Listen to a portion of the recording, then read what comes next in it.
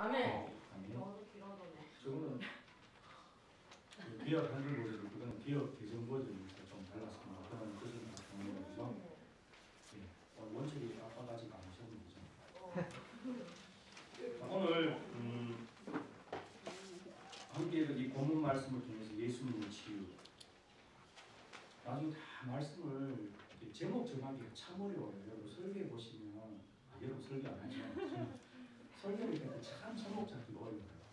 설교를 다 하면서 예수님 치유도 좋은데 예수 인류의 소망이라는 제목이 더 좋아하지 않을까 이렇게 하면서 제가 또 한번 적어봤어요.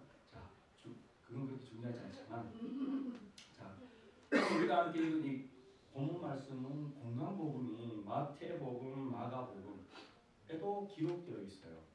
마태복음 9장에도 기록되어 있고 마가복음 5장에 보면 좀 더 세밀하게 기록되어 있습니다. 이 이야기는 그 해당장 야이로의 이야기가 전개되다가 갑자기 12해를 혈루증으로 앓으면서 고생하다가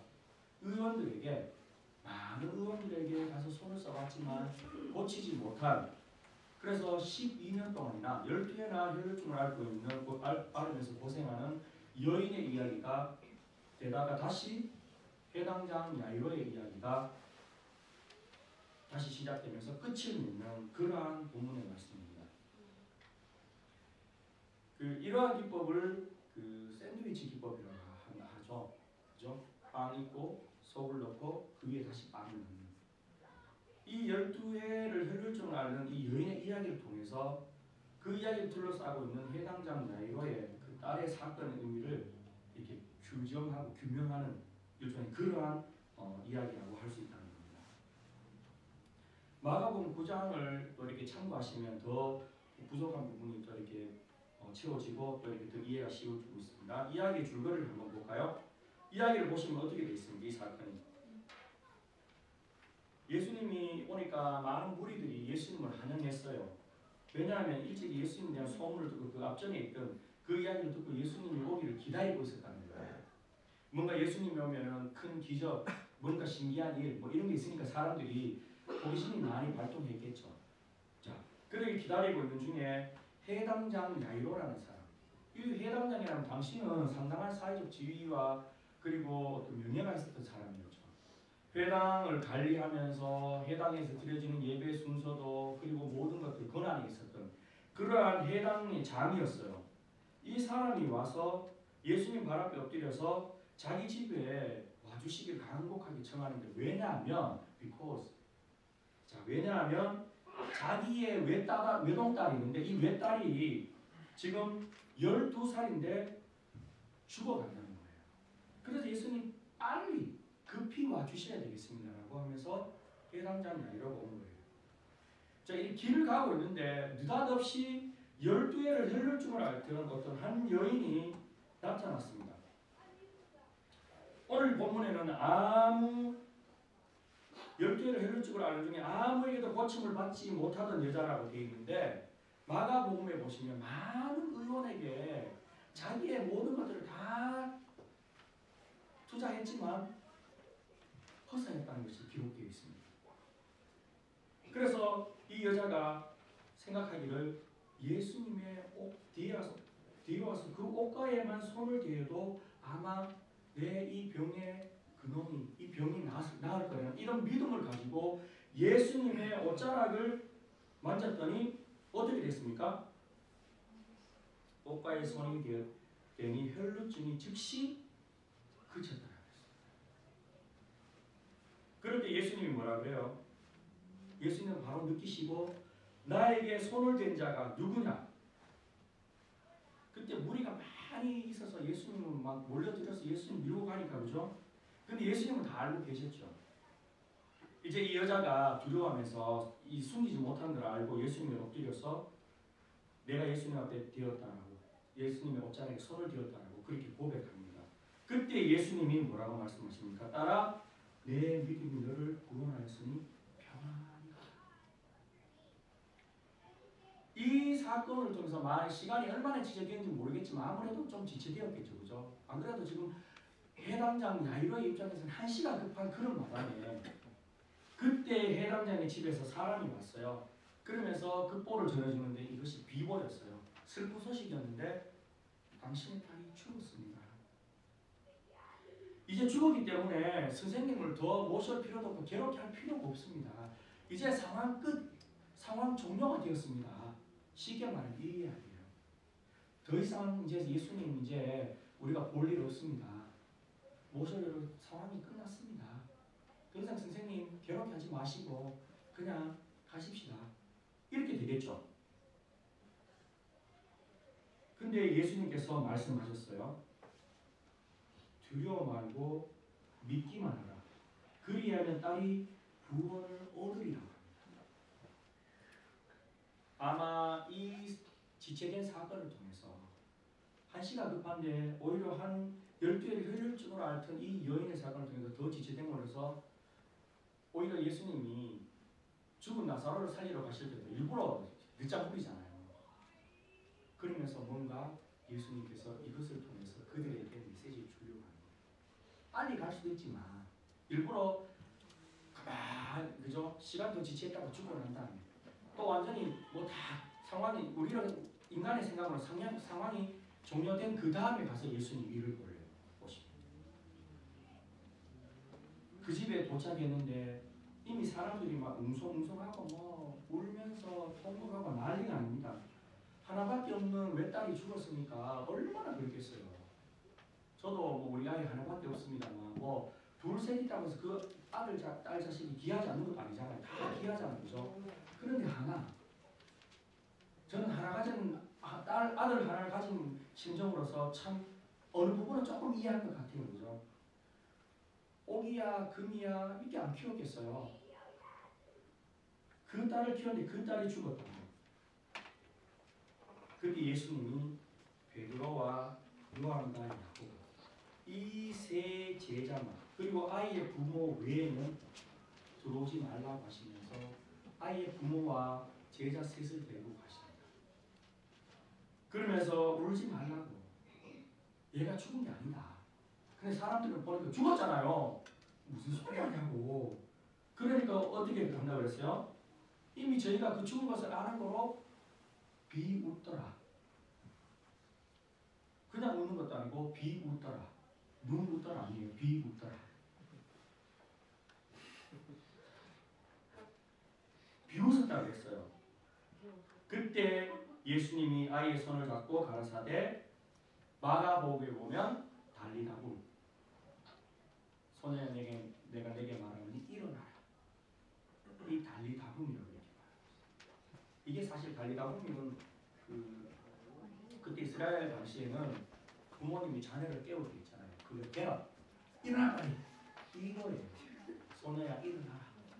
이렇게 예수님이 하니까 그 아이가 어떻게 됐어요? 영이 돌아와 아이가 곧 일어나기를 예수께서 먹을 것을 주라 명하시고 그러니까 부모들이 놀라는 거예요. 그리고 이 일을 아무에게도 알리지 마라. 그렇게 말씀하면서 8장을 맺는 것을 보게 됩니다. 여기에 나오는 물론 여러 사람이 나옵니다만 이게 주인공이랄까요? 두 여인을 우리가 들 수 있잖아요. 12회를 혈류적으로 알았던 여인 그리고 12살 노던 소녀 이 혈류증이라는 것 12회를 혈류증으로 알고 있던 이 여인 혈류증이라는 것은요 그럼 구약 율법에 보면 그 레위기 15장에 보시면 유출병이라고 있어요. 이 유출병은 당시 유대인들이 어떻게 생각했냐면 이것은 하나님의 그 징계의 심판의 결과라고 생각할 정도였어요. 그래서 부정한 의식적으로 상당히 부정했었고 그래서 공동체에서 병력이어서 따로 생각했어요. 만약에 그 어떤 유출병인 여인과 함께 닿거나 그 여인이 어떤 물건을 함께 다 부정하게 되는 거예요. 그리고 그 여인이 만약에 우리 공동체 속에서 유출병에 앓았다면 그 여인 돌에 맞아 죽어요. 부정하게 됩니다. 그래서 따로 떨어져요. 자, 오늘 이 12회를 혈류증을 앓던 여인과 그리고 12살 난 소녀 이 공통점이 있죠, 그죠? 공통점. 무슨 공통점이 있어요? 예? 예, 맞습니다. 여자라는 거. 이걸 잘 캐치해 평소에 공부를 잘했다는 증거가 되는데 국어 이렇게 보면 그죠? 뭐 핵심 구절, 뭐 공통점 이렇게 12해 12살이라는 10이라는 공통점이 있잖아요. 그죠? 그리고 여자라는 공통점이 있잖아요. 여인들은 특히 남자들에게 없는 여인만이 가지고 있는 그 독특한 점이 뭐예요? 이쁘다는 거? 남자도 여자 못지않게 이쁜 사람도 있어요. 여자 뺨치는 사람. 그러나 여자만이 가질 수 있는 독특한 것은 바로 생산한다는 거예요. 남자는 가을이 발달하면 가능하겠나? 남자는 생산하지 못하지만 물론 남자와 여자가 같이 있어야 되지만 여자가 생산하는 이 남자가 할 수 없는 그러한 어떤 특별한 점이 있어요. 그러면 이 12살간 해당량 야이로의 딸 그리고 12해를 해줄 줄 알았던 여인이 가지고 있는 상징성이 뭐였어요? 왜 지금 누가 기자가 뭐 마태, 마가도 마찬가지 누가 기자가 12해를 해줄 줄 아는 여인과 12살간 소년 이 두 사람을 지금 등장시켜서 하고자 하는 이야기가 뭐냐면 이스라엘에 있어서 여자의 결혼 적령기가 몇 살인지 아세요? 예, 12.5세, 13세 그때 되면 결혼한답니다. 이 소년은 이제 곧 결혼해서 생산할 여인이라는 거예요. 그런데 이 소녀가 죽어버렸어요. 이 소녀는 쉽게 말하면 신세대를 상징한다고 볼 수 있죠. 이제 꽃다운 나이 12살 결혼해서 정말 좋은 황금 신혼기뿐만 아니라 생산해야 되는데 결혼하면 다 생산하거든요. 다는 주셔요. 지연자매. 다 때가 되면 하나님 다 주시거든요.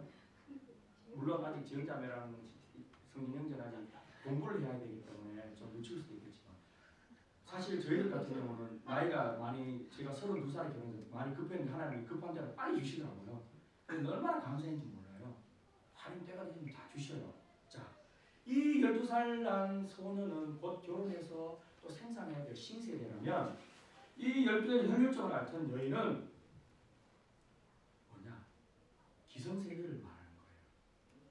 이 여인의 정확한 나이는 알 수 없지만 우리가 이 정황으로 오늘 본문의 어떤 정황으로 미루어 봐서는 분명히 성인 여자였다는 것을 분명히 알 수가 있습니다. 어느 것 커서 12해를 혈육적으로 알았으니까 그의 나이를 우리가 얼마나 알 수 없지만 분명히 성인 여자였다는 분명히 알 수 있습니다. 그래서 손을 쓸 만큼 다 써봤지만 돈은 다 허비하고 고생만 쉽게 말하면 빚당했다 이 말이에요.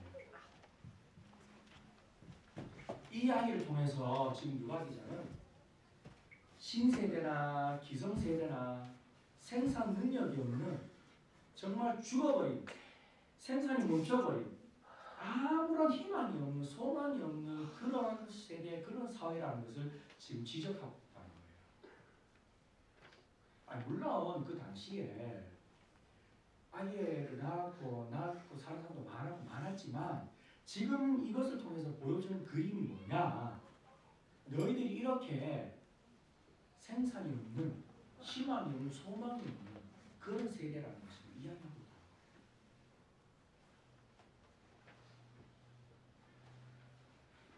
구약시대는 제가 처음 소개에 말씀드렸듯이 부정한 것에 손을 닿으면 다음 그 사람도 부정해지는 거예요.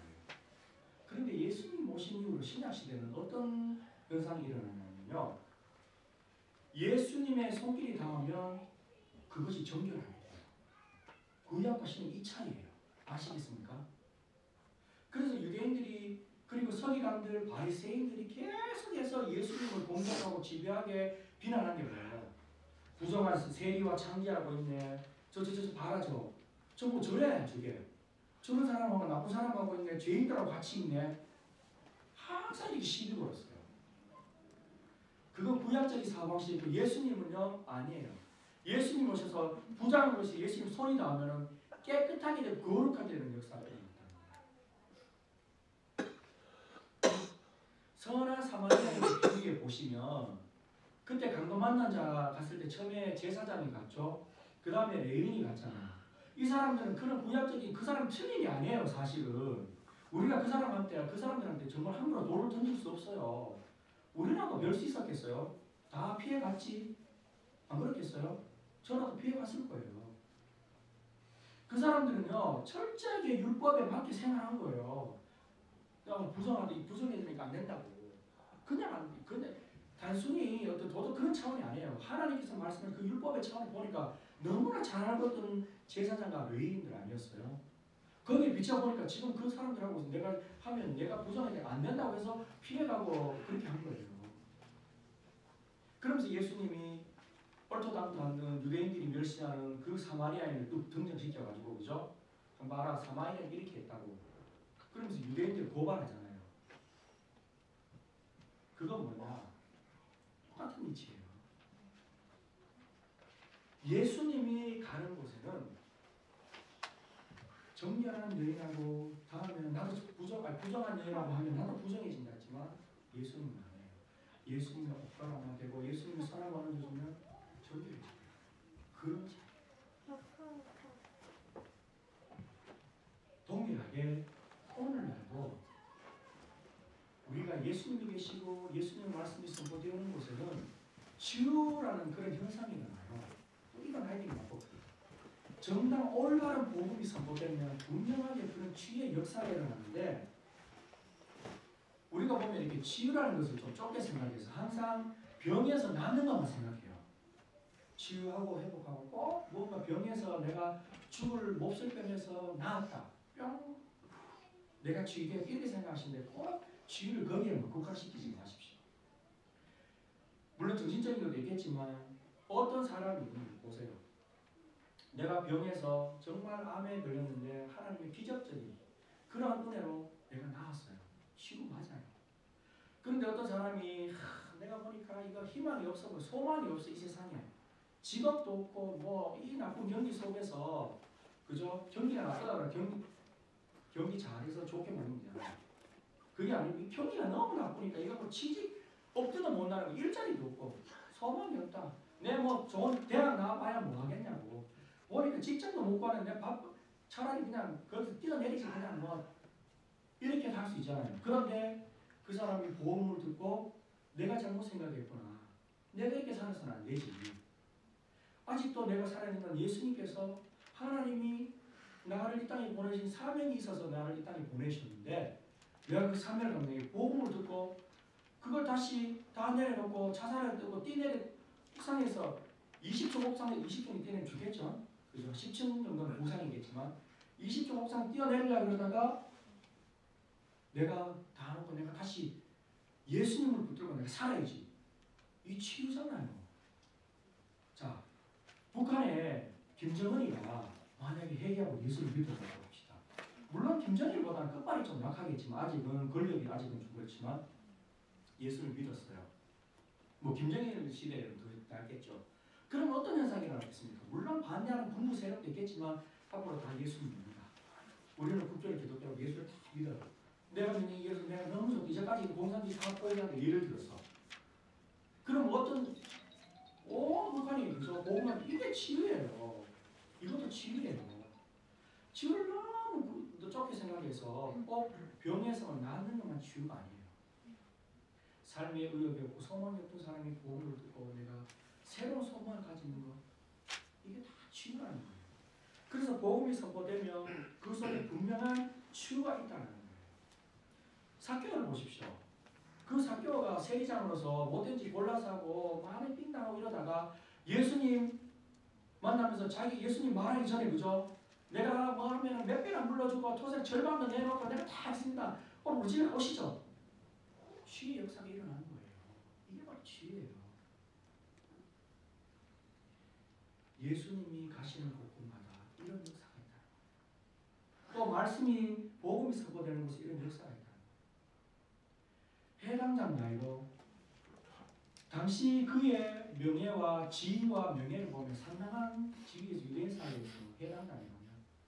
그러나 자기 외딸이 죽어가는 데서는 그 지위와 명예 아무런 필요가 없었어요. 아무런 도움이 되지 못했어요. 그런데 예수님 모셔오니까 예수님 모셔와서 예수님 한 번 말하시니까 어때요? 죽어도 다시 살아나잖아요.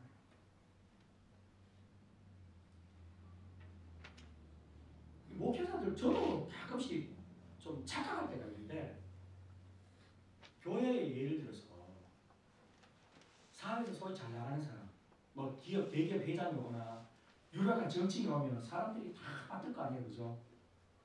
근데 정말 교회에서 그러면 안 되거든요. 저도 이렇게 쏠 뻔했거든요. 그 사람도 죄인이거든요.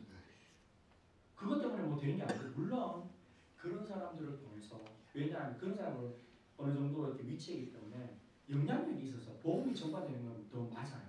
그죠? 그런데 그 사람은 특별 대우할 필요가 없어요. 해줄 필요도 없고 왔다 가라 줄 필요도 없어요. 그냥 오셨어요. 이 정도로 끝내면 되는 거예요. 그러면 아무런 그게 아니에요. 그냥 오셨군요. 당신도 죄인이고 복음이 필요한 사람이죠. 예. 환영합니다. 웰컴. 왜? 죄인이거든. 됐지? 그걸로 끝이에요. 그냥. 그 사람을 따고 그 사람을 하고 그럴 필요가 없어요. 대감장이라는 지위도 그 자신의 딸이 죽어가는데 아무 소용도 없었고 이 12회를 할 줄 알던 여인도 자기는 돈 아마 12회 동안 했다니까 막 강산이 변할 정도로 했으니까 뭐 돈도 좀 있었어요. 그 정도까지 하겠으면 그죠?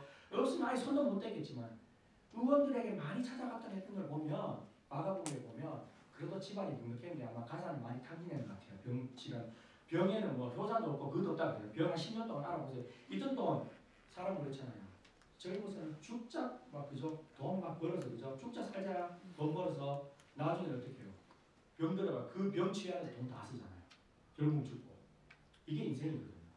아마 이 여인도 어느 정도 집안 분위기는 되는 것 같아요. 그런데 돈을 다 써도 아무리 좋은 의원도 필요가 없었다.